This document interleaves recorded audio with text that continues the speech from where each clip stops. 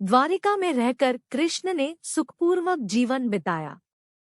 यहीं रहकर उन्होंने हस्तिनापुर की राजनीति में अपनी गतिविधियां बढ़ाई और 8 स्त्रियों से विवाह कर एक नए कुल और साम्राज्य की स्थापना की। द्वारिका वैकुंठ के समान थी। कृष्ण की 8 पत्नियां थीं, रुक्मिणी, सत्यभामा, जाम्बवती, मित्रवंदा, सत्या, लक्ष्मणा, भद्रा और कालिंदी। इनसे उनका कई पुत्र और पुत्रियों की प्राप्ति हुई। इसके बाद कृष्ण ने भौमासुर, नरकासुर द्वारा बंधक बनाई गई लगभग 16,000 स्त्रियों को मुक्त कराकर उन्हें द्वारिका में शरण दी। नरकासुर प्रागज्योतिषपुर का दैत्यराज था जिसने इंद्र को हराकर उनको उनकी नगरी से बाहर निकाल दिया था।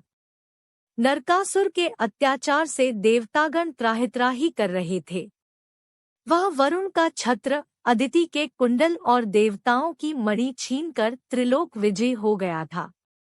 वह पृथ्वी की हजारों सुंदर कन्याओं का अपहरण कर उनको बंदी बनाकर उनका शोषण करता था।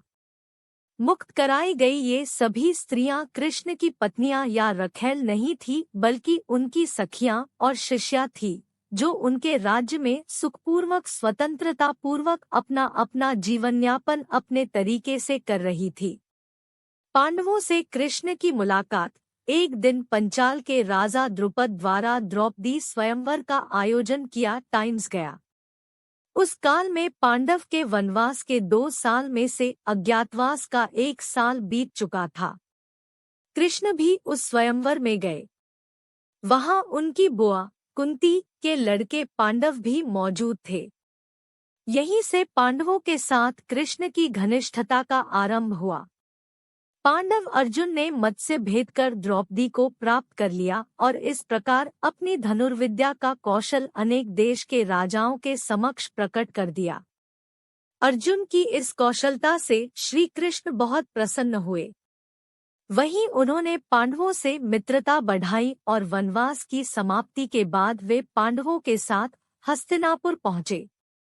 कुरुराज धृतराष्ट्र ने पांडवों को इंद्रप्रस्थ के आसपास का प्रदेश दे रखा था।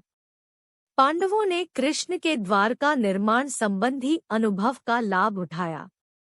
उनकी सहायता से उन्होंने भी जंगल के एक भाग को साफ कराकर इंद्रप्रस्थ नगर को अच्छे और सुंदर ढंग से बसाया। इसके बाद कृष्ण द्वारका लौट गए। फिर एक दिन अर्जुन तीर्थाटन के दौरान द्वारिका पहुंच गए। वहां कृष्ण की बहन सुभद्रा को देखकर वे मोहित हो गए। कृष्ण ने दोनों का विवाह करा दिया और इस तरह कृष्ण की अर्जुन से प्रगाढ़ मित्रता हो गई।